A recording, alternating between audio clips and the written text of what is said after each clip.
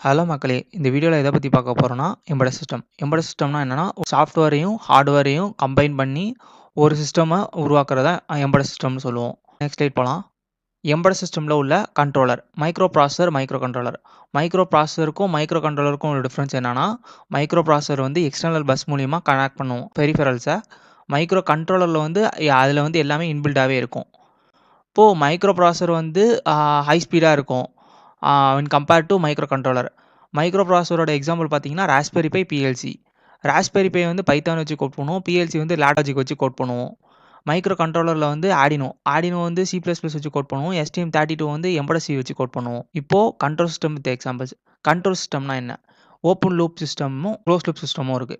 இப்போ open loop சிஸ்டத்துல வந்து ஒரு எக்ஸாம்பிள் வச்சு பார்ப்போம். எப்படின்னா, வீட்ல உள்ள ஒரு பம்ப் இருக்கு. பம்ப் வந்து நம்ம வந்து டைமிங்க்கு ஏத்தா மாரி ஆன் பண்ணுவோம். லைக் 8க்கு ஆன் பண்ணிட்டு 8:30க்கு ஆஃப் பண்ணு அப்படிங்கிறத நம்ம வந்து கண்ட்ரோலர் மூலியமா ஒரு மோட்டருக்கு வந்து கமாண்ட் குடுக்குறோம் அப்படின்னா, அது வந்து ஓப்பன் லூப் சிஸ்டம். இப்போ க்ளோஸ் லூப் சிஸ்டம்னா, கண்ட்ரோலருக்கு வந்து ஒரு சென்சார் வழியா டேட்டா குடுத்து, அத வந்து ஆன் பண்றோம், ஆஃப் பண்றோம். Like ultrasonic sensor.